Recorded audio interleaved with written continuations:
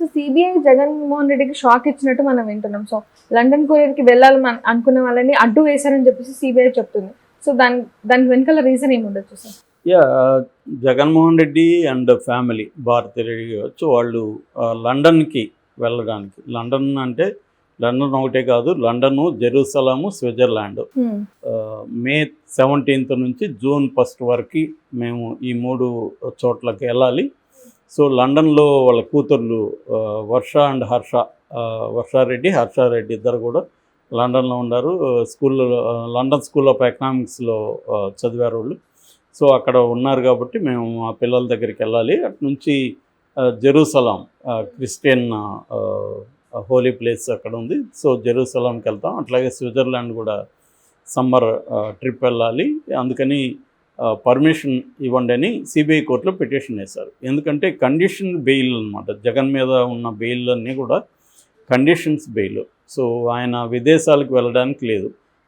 అందుకని పాస్పోర్ట్ కూడా సీజ్ చేస్తుంది. కోర్టు పర్మిషన్తోనే పాస్పోర్ట్ అన్నీ కూడా ఇస్తారనమాట. సో అందుకని ఆయన ఎన్నికలు అయిపోయినాక గ్యాప్ ఉంది కాబట్టి జూన్ 4 వరకు రిజల్ట్స్ ఉన్నాయి కాబట్టి జూన్ 1న వస్తే జూన్ 1న కౌంటింగ్ అప్పుడు ఎవరెవరు ఉండాలి ఏంటి ప్లానింగ్ అంతా అవసరం కాబట్టి ఆయన ముందుగా వస్తున్నాడు 3 రోజుల ముందు. సో ఎన్నికలు అయిపోతాయి కాబట్టి 13 అయిపోతే 17 బయలుదేరి వెళ్తే కనీసం ఒక 10-12 డేస్ అక్కడ ఉండొచ్చు, గడపచ్చు అనేది వాళ్ళ ప్లాన్ అన్నమాట. లాస్ట్ ఇయర్ కూడా సెప్టెంబర్ 23 వాళ్ళు వెళ్ళారు. సెప్టెంబర్లో వెళ్ళి లండన్ 10 రోజులు టూర్ వేశారు. అప్పుడు సీఎంగా ఉన్నప్పుడే. అప్పుడు కోర్టు పర్మిషన్ ఇచ్చింది. ఇప్పుడు కూడా సిబిఐ కోర్టులో వాళ్ళు మొన్న పిటిషన్ వేశారు. ఎందుకంటే కోర్టు ఇస్తే కానీ వాళ్ళు ప్రయాణ ఏర్పాట్లు చేసుకోలేరు. ప్రయాణ ఏర్పాట్లు ఏమో చాలా ముందుగా చేసుకోకపోతే అదొక ఇబ్బంది. సో ఇటువంటి ప్రాబ్లమ్స్ ఉంటాయి. సో అయితే నిన్న సిబిఐ ఒక షాక్ ఇచ్చిందని చెప్పచ్చు. సిబిఐ స్ట్రాంగ్గా వ్యతిరేకించింది. సో ఇతని మీద మేము విచారణ కొనసాగుతూ ఉంది, ఈ అక్రమ ఆస్తుల కేసు. ఇప్పుడు ఆయన విదేశాలకు వెళ్తే ఈ కేసు ఇబ్బందులు పడుతుందని సిబిఐ చెప్పింది. సో దీని మీద వాదోపాదాలు జరిగాయి ఇరువైపులా. జరిగిన తర్వాత సిబిఐ కోర్టు 14th వాయిదా వేసింది. సో 14th తీర్పిచ్చే అవకాశం ఉంది, అంటే ఎన్నికల అయిన తర్వాత మరుసటి రోజు. సో దాన్ని బట్టి జగన్ ట్రిప్ ఉంటుందా లేదా అనేది మనకి 14th కన్ఫర్మ్ అవుతుంది.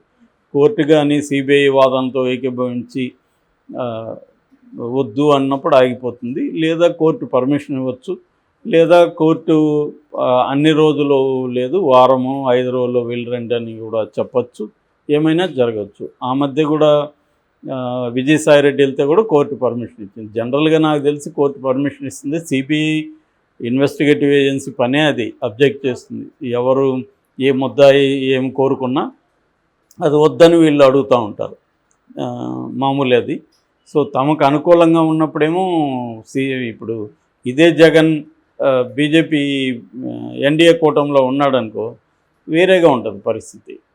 కాబట్టి మోస్ట్లీ ఇచ్చే అవకాశమే ఉంది. ఎందుకంటే అతను ప్రజెంట్ అయితే సీఎం హోదాలో ఉన్నాడు. బట్ ఇప్పుడు ఎన్నికలు కాబట్టి ఇంకా సీఎం హోదా కూడా లేదు. ఎలక్షన్ కమిషన్ ఆధ్వర్యంలో గవర్నమెంట్ నడుస్తుంది. సో ఇది వ్యక్తిగత టూర్ నిజానికి. ఇక ఆయన సొంత ఖర్చులు పెట్టుకొని వెళ్ళి రావాలి కాబట్టి వ్యక్తిగత టూర్ కాబట్టి మరి సీఎం హోదాలో ఉన్నప్పుడైతే పర్మిషన్ ఈజీ అవుతుంది. ఎందుకంటే ఒక సీఎం కాబట్టి ఆయనకి పనులు ఉంటాయి, లేదా వ్యక్తిగత పనుల మీద కూడా సీఎంని అయితే అలో చేస్తారు. ఇప్పుడు వ్యక్తిగా ఆయన ముద్దాయిలాగానే చూస్తుంది కోర్టు, అంతకంటే కోర్టులో ఏమి ఉండదు. కాబట్టి మరి ఇస్తుందా లేదా అనేది తెలియదు. మోస్ట్లీ ఇచ్చే కండిషన్ అయితే ఉంది. అయితే దీని చుట్టూ ఒక చర్చ లేకపోతే ఒక క్యాంపెయిన్ లాగా నడుస్తుంది. జగన్ పారిపోతున్నాడంట, లండన్ వెళ్ళిపోతున్నాడంట. అంటే ఇది తెలుగుదేశం క్యాంపు ఈ ప్రచారం చేస్తుంది. దీనికి కొంత షర్మిల మాట్లాడిన మాటలు కూడా దోహదపడ్డాయి. షర్మిల బేసిక్గా ఏం మాట్లాడిందంటే అవినాష్ రెడ్డి పారిపోతాడు ఎన్నికల తర్వాత, ఎందుకంటే ఓడిపోతాడు, అతను ఓడిపోయినాక అరెస్ట్ చేస్తారు కాబట్టి పారిపోతాను. అది కూడా అబద్ధమే. ఎందుకంటే అవినాష్ రెడ్డి ఎందుకు పారిపోతాడు? ఇంతవరకు ట్రయల్ ఏమి స్టార్ట్ కాలే, అతనేం అరెస్ట్ చేయలేదు. అరెస్ట్ ఇప్పుడు ఎందుకు కొత్తగా చేస్తారు? కాబట్టి అతనేమి పారిపోయే అవకాశాలు లేవు. కానీ ప్రత్యర్థి మీద అలా ప్రచారం చేయడం ద్వారా తాను గెయిన్ అవ్వచ్చనే ఆమె చేస్తుంది. ఇది ప్రతి పొలిటికల్ పార్టీ చేసే రెగ్యులర్ వ్యవహారమే. ప్రత్యర్థులను ఏదో ఒకటి చెప్పి వాళ్ళు పారిపోతారు అది ఇదని అంటే సో అలాంటి వాళ్ళకి వేయకండి ఓట్లు అని చెప్పడానికి చేసేది తప్ప దానివల్ల నాకు తెలిసి కడపలో షర్మిల గెలుస్తుందని ఇప్పటివరకు ఏ సర్వే కూడా చెప్పలేదు, జరిగే పని కూడా కాదు. కాకపోతే ఆమెకి ఏదో ఒక దాని ఏమంటారు అంటే ఫేస్ సేవింగ్ అంటారు. అంటే కనీసం డిపాజిట్ కూడా రాకపోతే ఘోరంగా ఉంటుంది ఆమె పరిస్థితి. ఒక కాంగ్రెస్ పార్టీ అధ్యక్షురాలు ఆమెకే డిపాజిట్ రాలేదు అంటే వినడానికి కూడా బాగుండదు. కాబట్టి కనీసం ఆమెకి ఏదో డిపాజిట్ కొంత దాని ఏమంటారు పరువు ఫేస్ సేవింగ్ సంబంధించిన ఓట్లేవో ఆమెకి రావాలి. అదే ఆమె బాధ అంతా తప్ప ఆమె ఏదో గెలుస్తుందని ఆమెకు కూడా నమ్మకం ఉందని నేను అనుకోవట్లేదు. సో గౌరవనీయమైన ఓట్లు చెప్పుకోవడానికి అంటే నేను కొంత గండి కొట్టగలిగాను, అవినాష్ రెడ్డి మెజార్టీని నేను తగ్గించగలిగాను, జగన్ మెజార్టీని తగ్గించగలిగాను అనేది రేపు ఆమె చెప్పుకుంటుంది. ఇక్కడ కేసీఆర్ ఓడిపోవడానికి నేనే కారణం అని కూడా ఆమె చాలాసార్లు చెప్పుకుంటుంది. సో అది చెప్పుకోవడానికి ఏమైనా చెప్పుకోవచ్చు, ఇతరులు నమ్ముతారా లేదనేది కూడా ఇంపార్టెంట్ కదా. కాబట్టి అలాగా రేపొద్దున ఆమె జగన్ ఓడిపోయినా నేనే కారణం అని కూడా అక్కడ కూడా చెప్తుంది. అక్కడ కేసీఆర్ని ఓడిచ్చాను, ఇక్కడ జగన్ ఓడిచ్చాను అనేది కూడా ఆమె చెప్పుకుంటుంది. జగన్ ఓడకుండా జగన్ గవర్నమెంట్ ఫామ్ చేస్తాడంటే కనీసం మెజార్టీ తగ్గించాను, నేను ఎక్కడెక్కడ అయితే గట్టిగా అనుకున్నానో అక్కడంతా మెజార్టీ తగ్గించాను, లేకపోతే ఇంకా మెజార్టీ వచ్చిండేది జగన్కి. రిజల్ట్ని బట్టి ఇంటర్ప్రిటేషన్ మారుతుంది మామూలుగా. సో ఆ యాంగిల్లో ఆమె ప్రచారం చేస్తుంది.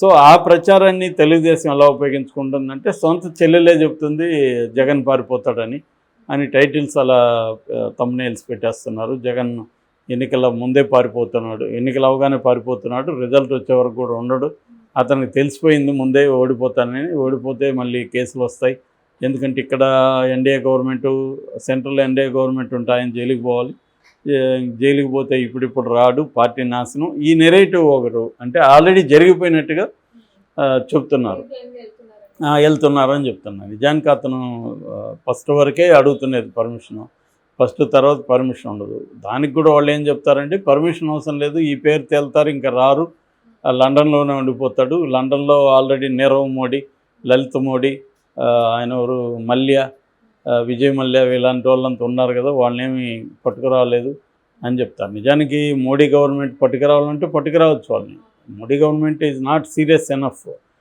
సో వాళ్ళని పట్టుకురావడానికి. సో అందువల్ల లండన్లో వాళ్ళు ఉంటున్నారు, మీటింగ్లు పెడుతున్నారు, అది వేరే వ్యవహారం. కాబట్టి జగన్ అలా వెళ్ళిపోతాడని నేను అనుకోవట్లేదు. ఎందుకంటే ఆల్రెడీ జగన్ 16 నెలలు జైల్లో ఉన్నాడు, అతను మళ్ళీ కూడా జైలుకి పోవడానికి రెడీగా. అంతకంటే ఇప్పుడు ఎక్కువ నెలలు అయితే జైల్లో బెటర్ కదా. ఆల్రెడీ కొత్త కేసులు ఏమి లేవు జగన్ మీద. ఈ 10 ఏళ్లలో బీజేపీ అతని మీద ఏం కొత్త కేసులు ఏం పెట్టలేదు.